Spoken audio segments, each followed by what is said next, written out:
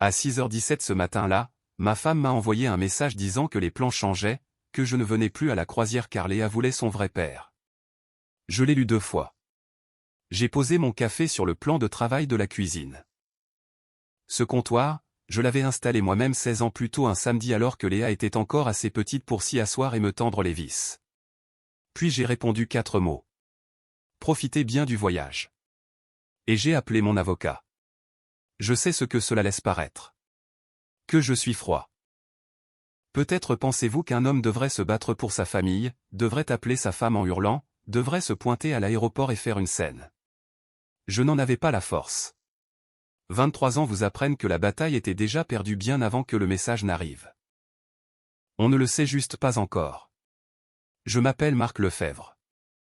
J'ai 59 ans. Je dirige une petite entreprise de rénovation dans la banlieue de Lyon. Et jusqu'à ce matin-là, je vous aurais dit que j'avais un bon mariage. Pas parfait, mais bon. Le genre de relation qu'on n'examine pas de trop près parce que l'analyser ressemble à de l'ingratitude. La valise était déjà prête et posée près de la porte d'entrée. Une coque rigide bleue, celle que Valérie m'avait achetée il y a 2 Noëls parce qu'elle disait que mon vieux sac de sport ressemblait à un accessoire de film de guerre. À côté, sur la table de la cuisine, se trouvait une grande enveloppe Kraft que je n'avais pas encore glissée dans un sac. Des dossiers médicaux, des résultats d'examen, un dossier que je trimballais dans ma tête depuis 3 mois, attendant le bon moment sur ce bateau pour l'ouvrir et dire à ma femme que j'avais la maladie de Parkinson. Cette croisière n'était pas juste des vacances. C'était censé être le voyage de ma retraite. La première fois depuis des années que toute la famille serait réunie, loin des horaires de travail et des matchs de foot des petits-enfants et de toutes les excuses que nous utilisions depuis une décennie pour ne pas rester assis assez longtemps pour discuter. Je l'avais planifié pendant 8 mois. J'avais dépensé près de 25 000 € pour 2 cabines, les billets de train pour Marseille, un hôtel la veille du départ, les excursions à terre. Un forfait dîner et une assurance voyage avec le genre de clause d'annulation sans motif que l'on achète quand on est le genre d'homme qui prévoit tout ce qui pourrait mal tourner. Stéphane n'avait été ajouté au groupe que quelques semaines plus tôt. L'excuse était un dîner. Léa voulait dîner avec son vrai père avant le voyage, juste 3, rien de plus.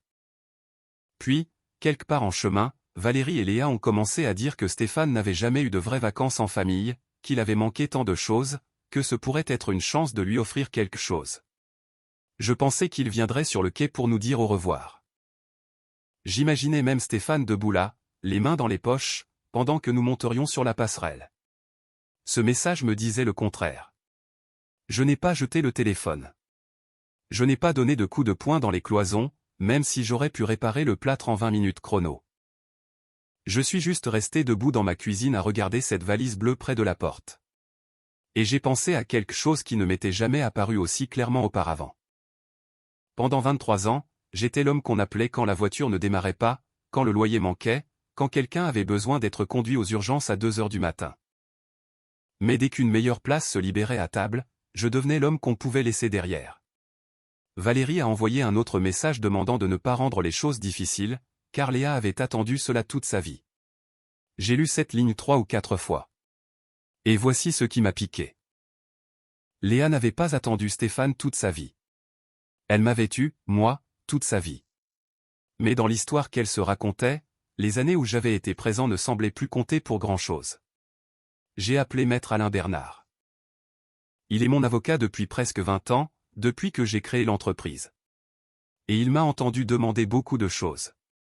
Des révisions de contrats, des questions de responsabilité, des litiges occasionnels avec un fournisseur. Il ne m'avait jamais entendu demander cela.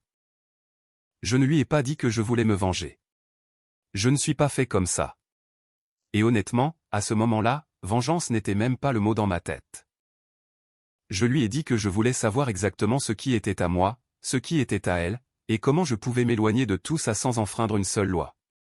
Alain m'a dit de ralentir, de ne pas agir sous le coup de la colère. Je lui ai dit que j'avais eu 23 ans pour arriver à cette décision et qu'il n'y avait rien d'impulsif là-dedans. Cette partie m'a surpris moi-même, de le dire à voix haute, parce que c'était vrai. Je pensais discrètement à réduire mon train de vie depuis plus d'1 an.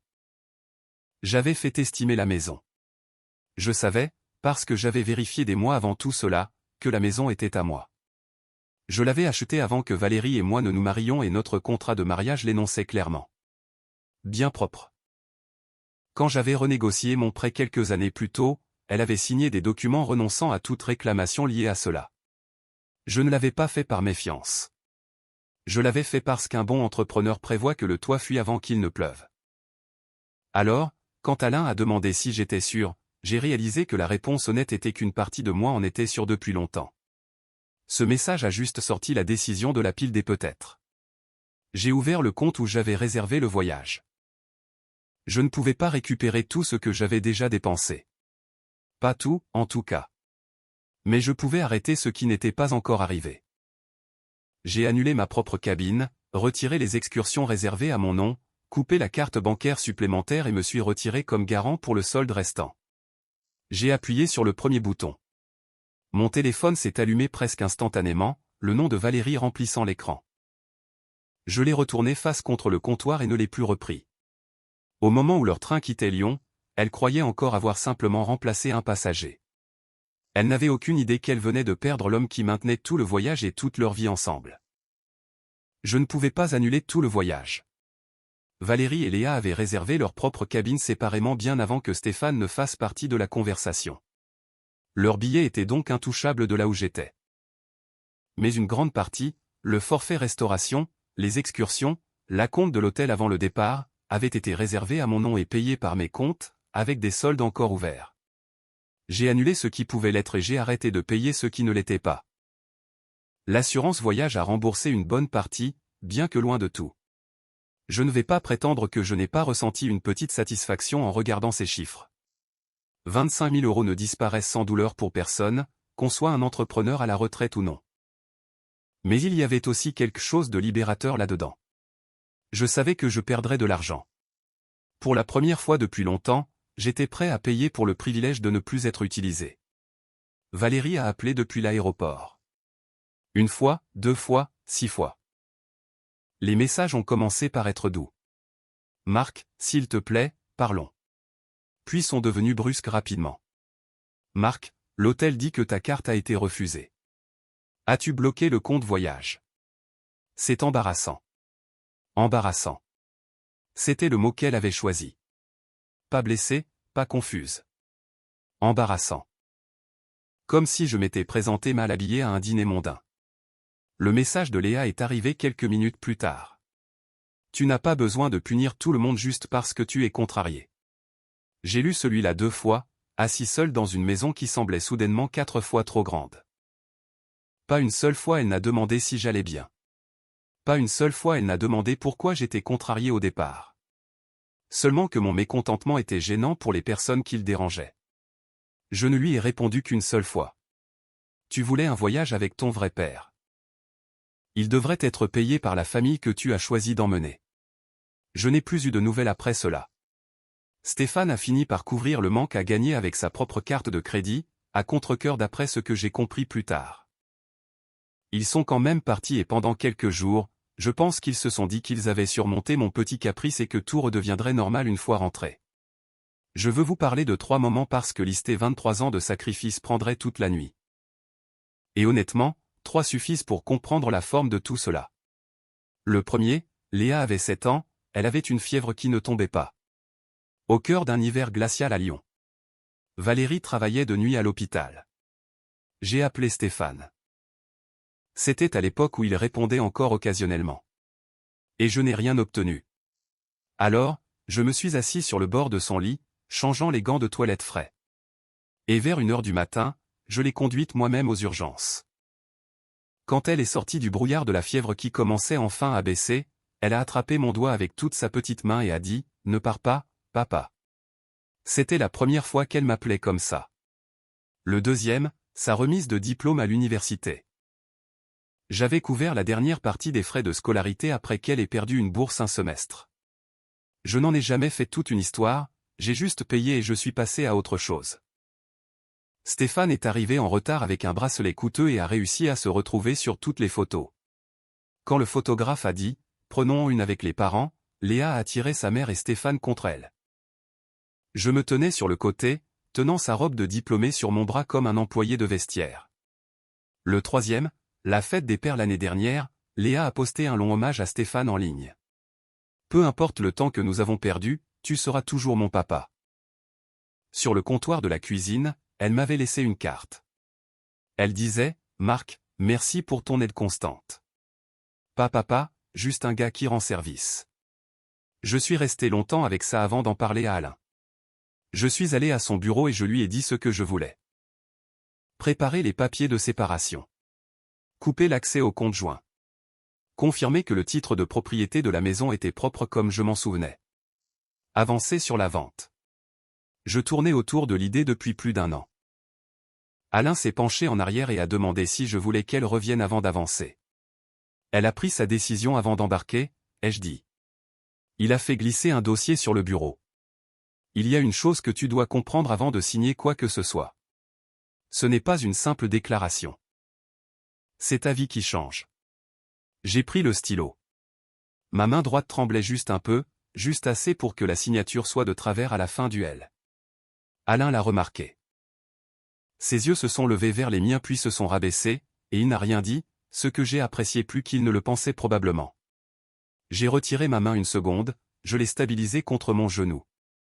C'est une autre raison pour laquelle je ne peux pas attendre, lui ai-je dit. Il n'a pas demandé ce que je voulais dire. Pas encore, mais je pouvais dire que la question brûlait ses lèvres, et je savais qu'avant longtemps je devrais y répondre pour lui et finalement pour tout le monde aussi. 3 mois avant que tout cela n'arrive, j'étais assis dans un cabinet de neurologie à Lyon dans une de ces pièces avec un éclairage trop vif et une affiche du système nerveux humain scotchée légèrement de travers sur le mur. Le médecin avait un visage aimable et une façon directe de parler, ce que j'appréciais même si je détestais chaque mot. Les symptômes sont encore légers, a-t-il dit, mais vous devez commencer à planifier les années à venir, pas seulement les prochains mois. Parkinson, stade précoce. J'avais remarqué les signes moi-même avant même qu'il ne prononce le mot à voix haute. Ma main tremblant légèrement autour d'une tasse de café. Mon écriture qui rétrécissait sur les factures jusqu'à ce que ma secrétaire me demande si j'avais besoin de nouvelles lunettes. Une raideur dans mes articulations la plupart des matins que le café ne soulageait pas. Un peu d'instabilité en descendant les escaliers de la cave que j'attribuais au vieillissement jusqu'à ce que cela arrive trop souvent pour être ignoré. Je n'en avais pas parlé à Valérie. Pas parce que je n'avais pas confiance en elle. Je voulais savoir exactement à quoi j'avais affaire avant de lui imposer ce poids aussi. Je voulais des faits, pas de la peur. La croisière devait être le moment où je lui dirais, où je leur dirais à toutes les deux, en asseyant aussi Léa, parce qu'un diagnostic comme celui-là touche tout le monde dans une famille qu'il le veuille ou non. J'avais fait mes bagages pour cela. De nouveaux médicaments glissés dans une trousse de toilette. Les documents de traitement pliés dans l'enveloppe Kraft. Une liste de questions que je voulais aborder avec elle. Une feuille séparée écrite à la main listant les modifications dont la maison pourrait éventuellement avoir besoin. Des barres d'appui, peut-être un monte-escalier plus tard, des encadrements de portes plus larges si on en arrivait là. Je n'avais pas peur de la maladie elle-même. Pas exactement. Ce qui me faisait peur, c'était de devenir un fardeau. J'avais regardé mon propre père perdre des morceaux de lui-même après un accident vasculaire cérébral. J'avais vu un homme qui réparait tout avec ses mains avoir lentement besoin d'aide pour boutonner sa propre chemise. Je savais ce que cela faisait au sens de soi d'un homme d'avoir besoin de ce genre de soins. Je pensais que Valérie et Léa seraient mes piliers à travers cela. Je le pensais vraiment. Ce message disant que Stéphane était le vrai père de Léa a brisé quelque chose en moi. Et ce qui en est sorti était ceci. Elle me voyait toujours comme l'homme qui servait la famille, pas comme un homme qui pourrait un jour bientôt avoir besoin que la famille le serve en retour. Quelques mois avant le voyage, Valérie avait remarqué mes mains trembler au dîner et avait demandé si j'étais sûr d'être prêt à prendre ma retraite en disant que je devenais agité quand je ne travaillais pas. Elle n'a jamais posé de questions sur ma santé. Elle a posé des questions sur l'emploi du temps, sur la routine qui pourrait changer autour d'elle. Je ne lui en voulais pas. Mais en y repensant maintenant, je comprends que j'avais ignoré beaucoup de petits signaux pendant longtemps, me disant qu'ils ne signifiaient pas ce qu'ils signifiaient clairement. Voici le moment qui a vraiment tout fait basculer pour moi. Pendant qu'elles étaient sur le bateau, Valérie a accidentellement laissé un message vocal tourner alors qu'elle parlait à Stéphane. Elle a dû appuyer sur appeler au lieu de raccrocher parce que cela a enregistré presque 2 minutes complètes de leur conversation et c'est arrivé dans ma boîte de réception ce soir-là. Sa voix était détendue, presque amusée. Il se calmera, disait-elle. Marc le fait toujours. Il aime se sentir indispensable. Stéphane a demandé ce qui se passerait s'il ne le faisait pas. Elle a ri. Il ne quittera pas la maison. Il a construit toute sa vie autour du fait de prendre soin de nous. Cette phrase a fait plus de dégâts que n'importe quelle insulte n'aurait pu le faire parce qu'elle n'avait pas tort sur l'homme que j'étais autrefois. Elle me comprenait parfaitement. Elle comprenait juste uniquement les parties de moi qu'elle pouvait utiliser. Je suis retourné au bureau d'Alain et j'ai tout signé. Autorisation de vente de la maison, document de séparation, changement de bénéficiaire, retrait d'accès sur plusieurs comptes, un plan pour transférer une partie de ce que j'avais dans un fonds de bourse pour les apprentis artisans, quelque chose que je mûrissais tranquillement depuis des années. Ma main tremblait à chaque signature. Je n'ai pas essayé de le cacher cette fois. Alain a demandé si Valérie était au courant du diagnostic. Non. Allais-je lui dire? J'ai regardé ma signature, qui n'était plus aussi droite qu'avant. J'allais le dire à ma famille. Je n'étais plus sûr d'en avoir une. Il m'a dit que la vente de la maison elle-même prendrait environ 3 semaines pour être totalement finalisée, pas une question de jours comme je l'avais espéré. C'est parfait, ai-je dit. Et elles seront parties 11 jours. Le reste peut se passer par ton bureau pendant que je ne serai pas au milieu de tout ça. La croisière n'était pas assez longue pour effacer 23 ans de mariage. Ce n'était pas assez long pour défaire la version de moi-même qui avait passé 2 décennies à s'assurer que tout le monde soit pris en charge en premier. Mais c'était assez long pour arrêter de protéger les personnes qui avaient clairement indiqué en 4 courtes phrases un mardi matin que cette protection n'avait jamais été mutuelle. La vérité est que je tournais autour de l'idée de vendre la maison depuis plus d'1 an avant même que ce message n'arrive. Léa était grande et partie. L'endroit était trop grand pour 2 personnes, et encore plus pour une seule. Les escaliers m'inquiétaient de plus en plus chaque mois, étant donné ce que le médecin avait dit sur les problèmes d'équilibre à venir. Et l'entretien d'une maison de cette taille n'avait pas beaucoup de sens pour un homme sur le point de prendre sa retraite avec un revenu fixe, même confortable. J'avais déjà fait faire une estimation préliminaire, déjà discuté avec un acheteur local qui avait montré de l'intérêt il y a quelque temps, déjà fait vérifier le titre de propriété. Déjà organisé mes documents de propriété séparés dans un dossier dans mon classeur parce qu'Alain aime que les choses soient organisées. Et franchement, moi aussi. Ce message n'a pas créé un plan. Il a juste mis fin à mon hésitation à utiliser celui que j'avais déjà. J'ai accepté une offre environ 8% en dessous de la valeur du marché en échange d'une vente rapide et nette.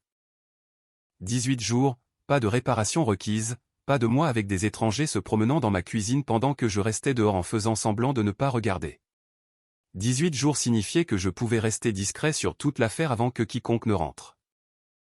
Le bureau d'Alain a géré les notifications correctement.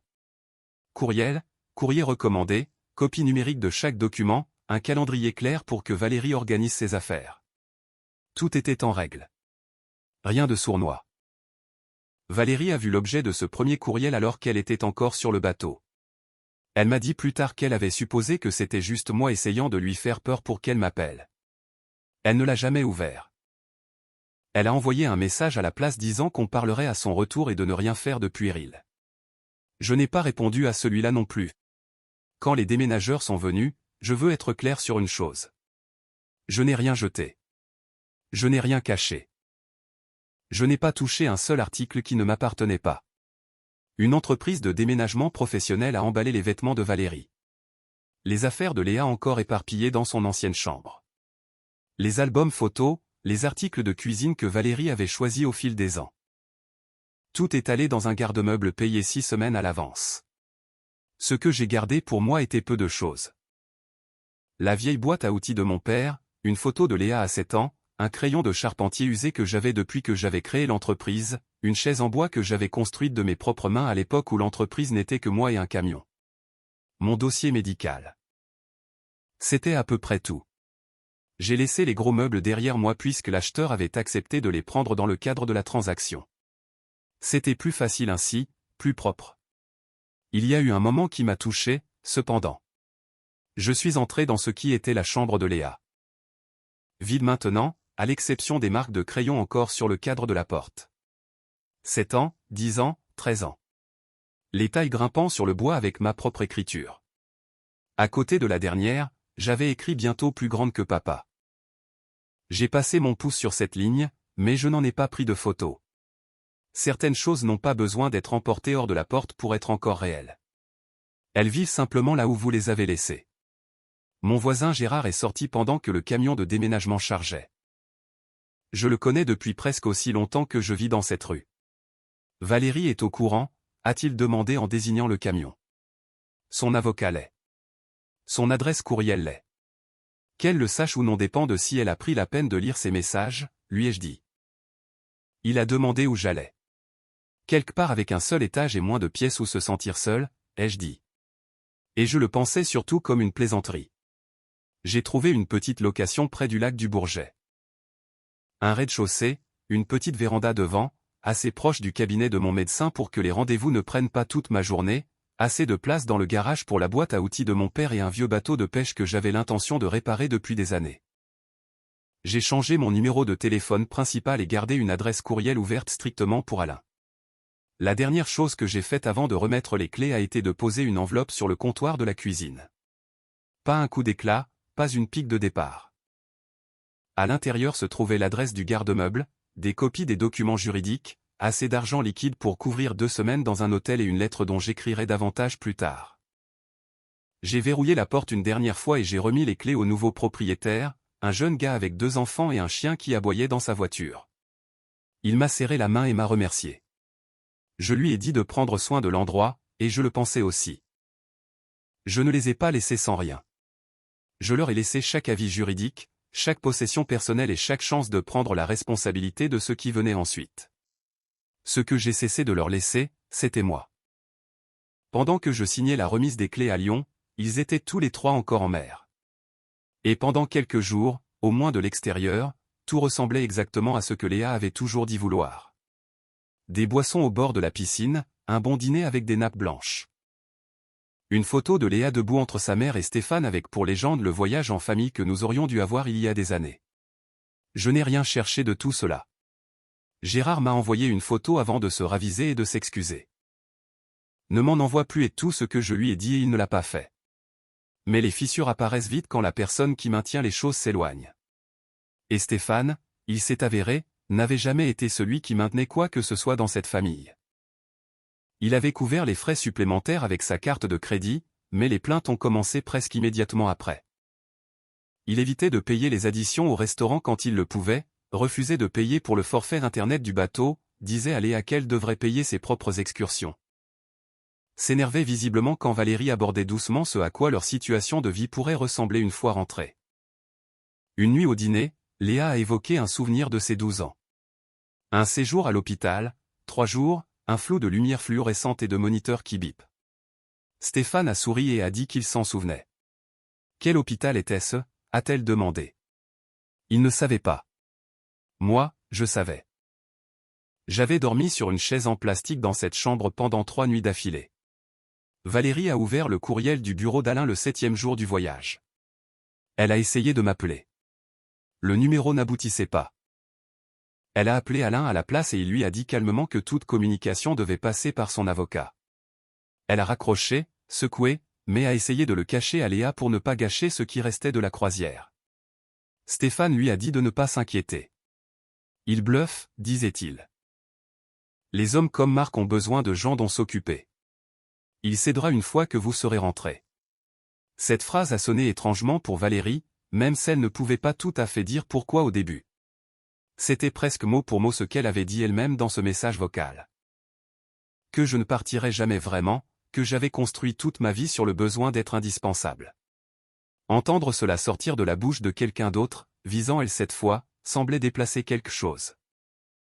Pour la première fois, je pense qu'elle a réalisé que tous les deux m'avaient regardé de la même manière, comme un homme trop mou pour vraiment partir. Léa a découvert pour la maison par accident, apercevant les documents ouverts sur le téléphone de sa mère.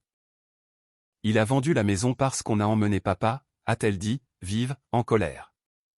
N'appelle pas Stéphane papa comme ça en ce moment, a répliqué Valérie. Léa s'est tue. C'était la première fois, je pense, que le mot lui semblait lourd dans sa propre bouche. La première fois qu'elle remarquait qu'appeler quelqu'un papa n'était pas gratuit. Cela avait un poids. Cela avait coûté quelque chose à quelqu'un pendant toutes ces années, et elle commençait seulement maintenant à comprendre qui avait payé. Stéphane a essayé d'arranger les choses. Ton beau-père essaie de vous contrôler avec l'argent, lui a-t-il dit. Léa a demandé platement où elles étaient censées vivre. Il ne lui a rien donné. On trouvera une solution, a-t-il dit. Le genre de réponse qu'une personne donne quand elle n'a jamais eu à trouver une solution réelle pour quelqu'un d'autre. C'était, pour autant que je comprenne, la première fois de toute la vie de Léa qu'on demandait à Stéphane de produire une vraie solution à un vrai problème. Pas un cadeau, pas un bon dîner, un vrai plan. Il n'en avait pas. Lors de la dernière nuit de la croisière, plus personne ne prenait de photos. Stéphane dormait à l'écart de Valérie après une dispute sur l'argent qui était apparemment devenue assez forte pour que d'autres passagers se plaignent. Valérie se tenait sur le balcon cette nuit-là en regardant l'eau noire et commençait à comprendre que la maison pourrait vraiment avoir disparu. Ce qu'elle n'avait pas encore compris, pas avant que le bateau ne revienne à Marseille, c'est que Stéphane n'avait jamais eu l'intention de devenir l'homme pour lequel elle m'avait échangé. Il avait seulement eu l'intention d'être l'homme qui se présente pour les bons moments. Elles sont revenues à Lyon un mardi après-midi. Stéphane est venu surtout parce que Valérie l'y avait poussé. Elle voulait qu'il soit là pour aider à parler à Marc comme si c'était encore une conversation qui pouvait être résolue par la parole. Le taxi a tourné dans la rue où j'avais vécu pendant plus de 2 décennies. Léa l'a remarqué en premier. « Maman, à qui est cette voiture ?» Une voiture différente se trouvait dans l'allée. 2 vélos d'enfants étaient appuyés contre le garage. De nouveaux rideaux pendaient aux fenêtres de devant. Le panneau à vendre, s'il y en avait vraiment eu besoin pour une affaire aussi rapide, était parti depuis longtemps. Valérie a couru vers la porte et a essayé sa clé. Elle ne tournait pas. Un homme qu'elle n'avait jamais vu auparavant est sorti, calme, presque désolé, et a expliqué qu'il avait acheté la maison légalement et que la vente avait déjà été finalisée. Valérie a appelé la police. Quand ils sont arrivés, ils ont vérifié les papiers, confirmé que rien d'illégal n'était arrivé et lui ont demandé de quitter une propriété privée qui ne lui appartenait plus. Il n'y a pas eu de scène de meubles jetés sur la pelouse. Pas de serrure changée devant elle par dépit. Tout ce qu'elle possédait se trouvait en sécurité dans un garde-meuble climatisé à 40 minutes de là, payé jusqu'à la fin du mois prochain. Cela me faisait paraître organisé, pas cruel. Cette distinction m'importait même à distance. Valérie s'est tournée vers Stéphane. Nous pouvons rester chez toi jusqu'à ce que ce soit réglé. Stéphane vivait dans un 2 pièces et il a dit sans trop d'hésitation que son bail n'autorisait pas les invités à long terme. Même pas moi, a demandé Léa. Je n'ai pas dit ça, a-t-il rétracté. J'ai juste besoin de temps. Temps. Encore ce mot, le même mot qu'il offrait à Léa durant toute son enfance, habillé de nouveaux vêtements. Un homme qui s'est identifié comme le nouveau propriétaire est sorti avec une enveloppe. À l'intérieur se trouvait l'adresse du garde-meuble et assez d'argent liquide pour un séjour à l'hôtel. Valérie a lu la lettre debout là, sur ce qui était notre pelouse. Léa tout près d'elle. Valérie. Tu as dit que Léa avait besoin de son vrai père. Et j'espère que Stéphane deviendra l'homme que vous croyez toutes les deux qu'il peut être. Je n'ai pas vendu votre maison. J'ai vendu la maison que j'avais achetée avant notre mariage, entretenue pendant 23 ans et que j'avais déjà prévu de quitter parce que ma santé change. Vos affaires sont en sécurité au garde-meuble, payées jusqu'à la fin du mois prochain. Alain a inclus chaque document dont vous avez besoin. J'ai passé la majeure partie de ma vie d'adulte à croire qu'être fiable ferait de moi un membre de la famille. Ton message m'a montré qu'à tes yeux, j'étais toujours l'homme qui pouvait être mis de côté dès que quelqu'un de plus important revenait. Je ne vous souhaite aucun mal à l'une ou à l'autre, mais je ne financerai pas une vie où je suis traité comme temporaire. Prenez soin l'une de l'autre. Marc. Valérie s'est arrêtée sur la ligne concernant sa santé qui changeait. Elle a repensé à mes mains tremblant au dîner, à la façon dont j'avais commencé à éviter les escaliers de la cave, au rendez-vous chez le médecin pour lesquels j'étais resté vague, à la croisière de retraite que j'avais planifiée si soigneusement. Que veut-il dire par sa santé ? A demandé Léa. Valérie n'avait pas de réponse. Pour la première fois en 23 ans, elle réalisait toutes les deux que j'avais une vie intérieure pour laquelle elle n'avait jamais pris la peine de poser assez de questions. Stéphane a essayé de rejeter la faute. Il a planifié tout ça. C'est de la manipulation. Léa s'est tournée vers lui, calme mais tranchante. Quel médicament prenait-il ? Stéphane ne savait pas. Quel médecin voyait-il ? Il ne le savait pas non plus. Que faisait-il comme travail avant de créer sa propre entreprise? Rien. Stéphane n'avait pas de réponse. Léa a réalisé, debout sur une pelouse qui était la sienne, que son père n'avait pas seulement échoué à connaître Marc. Il la connaissait à peine, elle aussi. Quel était le nom de mon école primaire, lui a-t-elle demandé. Il n'a pas pu répondre à celle-là, et quelque chose dans le visage de Léa a changé de façon permanente à ce moment-là. Stéphane est parti peu de temps après, invoquant une question de travail qui nécessitait son attention. Valérie et Léa se sont installés dans la chambre d'hôtel que j'avais payée. Et cette nuit-là, Léa s'est assise sur le bord du lit, tenant une vieille photographie qu'elle avait sortie d'un carton au garde-meuble, elle-même à 7 ans, endormie sur mon épaule après ce séjour à l'hôpital toutes ces années auparavant. Au dos, avec mon écriture, ma petite fille rentre enfin à la maison. Léa s'est effondrée. Il pensait que j'étais la sienne. Valérie a posé une main sur son dos. Il ne le pensait pas seulement, a-t-elle dit. Il l'avait choisi. 4 mois ont passé. J'ai utilisé une partie de l'argent de la vente de la maison pour créer un fonds de bourse d'études professionnelles dans un centre de formation d'apprentis à Lyon. Pas pour la reconnaissance. J'ai embauché plein de jeunes gars au fil des ans qui ne pouvaient pas se payer un certificat de soudure ou une formation en génie climatique. Des jeunes avec un vrai talent et sans ressources. Je savais ce qu'une chance équitable pouvait faire pour quelqu'un comme ça parce que j'avais été l'un d'eux autrefois. Ils ont organisé une petite annonce dans un modeste auditorium. J'ai été invité à dire quelques mots sur le travail, sur la responsabilité, sur le genre de vie qu'on construit lentement avec des choses qui durent vraiment. Valérie a lu cela dans le journal local et est venue avec Léa. Stéphane s'est présenté aussi, surtout parce que Léa le lui avait demandé.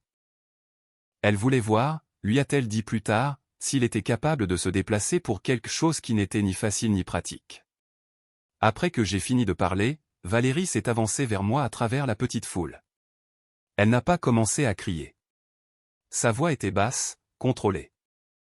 Tu avais assez d'argent pour donner une bourse à des inconnus mais tu as laissé ta femme et ta fille dans un hôtel. Je vous ai laissé un garde-meuble, un avis juridique et 2 semaines d'hôtel, ai-je dit. Ce que j'ai cessé de vous donner, c'est l'accès illimité à ma vie. Elle a dit que je les avais humiliés. Non, lui ai-je dit. J'ai arrêté de cacher les conséquences d'une décision que tu as prise dans un message écrit noir sur blanc pour que tout le monde puisse le voir. Léa s'est approchée. Papa, a-t-elle dit. Je ne suis pas devenu froid. Je l'ai regardé un long moment avant de parler.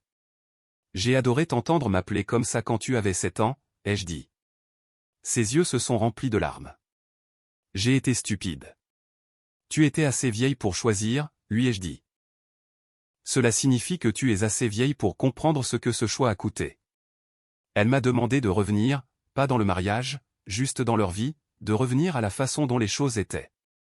Je t'ai aimé comme une fille pendant 23 ans, ai-je dit. Mais t'aimer ne m'oblige pas à continuer d'accepter n'importe quelle place que tu décides de me donner. C'est là que Stéphane est intervenu comme s'il en avait le droit. Cela est allé assez loin. Léa a 2 pères. Je n'étais pas intéressé à discuter de biologie. J'ai juste demandé ce qu'elle avait étudié à la faculté. Mauvaise réponse. Quelle nourriture ne pouvait-elle pas manger après sa chirurgie à 12 ans? Rien. Léa lui a demandé d'arrêter, mais il a continué, accusant Valérie de l'avoir tenue à l'écart pendant toutes ces années. Valérie a répondu à cela juste là devant tout le monde. Je t'ai appelé pendant des années, Stéphane. J'avais des problèmes, a-t-il dit. Léa l'a regardé fixement maintenant. Marc avait des problèmes aussi. Il est quand même venu. C'était vraiment le moment où tout s'est posé. Pas de révélation dramatique, pas de scandale, pas de rebondissement, juste un fait simple et tranquille exposé au grand jour où tout le monde pouvait le voir. Stéphane avait un titre. J'avais une histoire. Et un titre, il s'avère, ne soutient pas une famille tout seul. Léa a posé des questions sur ma santé doucement cette fois, comme si elle voulait vraiment savoir plutôt que d'avoir besoin de quelque chose de ma part. Je lui ai dit la vérité. Parkinson stade précoce, gérable pour l'instant. Traitement déjà en cours. La réponse de Valérie est venue rapidement. Alors laisse-nous t'aider. Vous ne devenez pas mes soignantes parce que vous vous sentez coupable, ai-je dit. La confiance ne se reconstruit pas en une conversation sur un trottoir. Je n'ai pas fermé la porte complètement, cependant. J'ai donné à Léa une adresse, une boîte postale. Pas ma maison. Écris-moi, lui ai-je dit. Ne demande pas d'argent. Ne me demande pas de réparer quoi que ce soit. Dis-moi juste qui tu es quand tu n'as besoin de rien de ma part. Elle a hoché la tête, les larmes coulant, et je me suis retourné vers les étudiants qui attendaient pour prendre des photos avec l'homme qui avait aidé à financer leur diplôme. J'ai aperçu le visage de Léa du coin de l'œil, me regardant me tenir parmi ces jeunes gens qui savaient exactement ce que j'avais fait pour eux et pourquoi.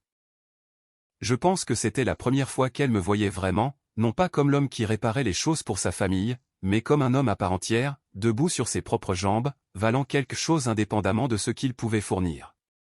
1 an a passé. Je vis toujours dans cette petite maison près du lac du Bourget. La vie n'y est pas parfaite. Certains matins, ma main tremble plus que d'autres. Certains jours, les médicaments me laissent brumeux et lent. Et j'ai dû apprendre à la dure comment accepter réellement de l'aide au lieu de simplement en donner. Il y a des soirs où le silence dans cette maison devient assez fort pour faire mal. Mais c'est un genre de silence différent de celui auquel je m'attendais. Cela ne ressemble plus à de la solitude. Cela ressemble plus à de l'espace pour respirer. Ces jours-ci, je vais en kinésithérapie 2 fois par semaine. Je parraine une poignée d'étudiants artisans via le programme de bourse. Rien de formel, juste un café et une conversation honnête sur le travail et la vie. Gérard et moi pêchons ensemble la plupart des mois, comme toujours. Je bricole toujours dans le garage, réparant de petites choses qui n'ont pas vraiment besoin d'être réparées, juste parce que mes mains aiment le travail. J'ai appris à construire mon emploi du temps autour de ce que mon corps peut supporter au lieu de l'organiser autour des besoins de tout le monde. Je ne suis pas un homme en meilleure santé qu'il y a 1 an, et je ne suis certainement pas plus riche. Mais j'ai cessé d'avoir peur que l'amour doive être acheté. Cela vaut plus que n'importe laquelle de ces choses. Valérie a emménagé dans un petit appartement de l'autre côté de la ville et a pris plus d'heures au travail. Elle ne galère pas exactement, mais pour la première fois depuis longtemps, elle a dû construire son propre budget, payer ses propres factures, appeler son propre dépanneur quand quelque chose casse. Chaque problème dans sa vie n'a plus un marque d'attaché. Elle m'a envoyé une lettre il y a quelques mois. Aucune exigence dedans, aucune demande de se remettre ensemble, juste des excuses, simples et sans fioritures. Je lui ai répondu et je lui ai dit que je lui pardonnais. Je lui ai aussi dit clairement que le mariage était terminé. Les 2 choses étaient vraies à la fois, et j'en suis venu à croire qu'elles le sont généralement. Stéphane a de nouveau disparu de la vie de Léa une fois qu'elle a cessé de le regarder comme un personnage de rêve. Cette fois, elle ne lui a pas couru après. Elle m'a dit une fois que vouloir connaître son père biologique n'avait jamais été l'erreur. L'erreur était de traiter un homme qui s'était présenté chaque jour pendant 23 ans comme quelque chose qu'elle pouvait échanger dès qu'une meilleure offre se présentait. Léa m'écrit régulièrement maintenant. Les premières lettres étaient pleines d'excuses et j'y répondais poliment, rien de plus. Finalement, elle a cessé d'écrire sur le passé et a commencé à me raconter sa vie actuelle, son travail, un cours qu'elle suivait, quelques heures de bénévolat qu'elle avait faites au programme d'artisanat, les petites façons dont elle essayait d'être une personne plus responsable au jour le jour. Après plusieurs mois de cela, j'ai accepté de la rencontrer pour un café. Elle ne m'a pas appelé papa tout de suite. Elle a juste dit, « Merci de me rencontrer, Marc. Merci d'être venu sans me demander de réparer quoi que ce soit, lui ai-je dit. » Ce n'était pas une réunion de film. C'était juste un petit départ honnête. De retour à la maison ce soir-là, j'ai ouvert la vieille boîte à outils de mon père, celle que j'avais emportée de cette maison à celle-ci. La photo de Léa à 7 ans était toujours glissée à l'intérieur, un peu usée au coin. Non, je ne l'ai pas jetée. Je ne le ferai jamais. Pardonner à quelqu'un ne signifie pas prétendre que l'amour que vous aviez pour lui n'était pas réel. Mais je ne l'ai pas posée sur ma table de chevet non plus. Elle est restée là, dans la boîte, aux côtés des autres choses qui appartiennent à une vie que j'ai déjà vécue. Pendant la majeure partie de ma vie, j'ai cru que l'amour signifiait rester, peu importe le peu qu'il reste de soi à la fin de la journée. Je le sais mieux maintenant. Parfois, l'amour signifie partir avant que le ressentiment ne vous transforme en quelqu'un que vous ne reconnaissez plus dans le miroir. Elle pensait que j'avais disparu pour les punir. La vérité est plus simple que cela. J'ai disparu parce que pour la première fois en 23 ans, j'ai enfin compris que ma vie m'appartenait à moi aussi. Cette histoire est une réflexion profonde sur la valeur de la loyauté et les limites du sacrifice personnel. Dans notre société actuelle, nous avons souvent tendance à glorifier le don de soi inconditionnel, mais le récit de Marc nous rappelle qu'une relation, qu'elle soit parentale ou conjugale, doit être un échange mutuel de respect. Marc n'a pas agi par méchanceté, mais par nécessité de préserver sa propre dignité face à un diagnostic médical bouleversant et à une trahison émotionnelle flagrante. La leçon la plus importante ici est sans doute que le temps et la présence constante ont plus de valeur que les liens du sang ou les gestes grandioses mais éphémères. En choisissant de se retirer, Marc a forcé Valérie et Léa à faire face à la réalité de leur choix et à comprendre que l'amour n'est pas un dû, mais quelque chose qui s'entretient chaque jour. C'est un rappel puissant que se respecter soi-même est la première étape pour être respecté par les autres. Qu'en pensez-vous? Marc a-t-il été trop dur en vendant la maison si rapidement, ou était-ce le seul moyen pour lui de reprendre le contrôle de sa vie? Auriez-vous eu la force de partir en silence comme il l'a fait, ou auriez-vous cherché une confrontation immédiate? Partagez vos réflexions dans les commentaires, cela m'intéresse.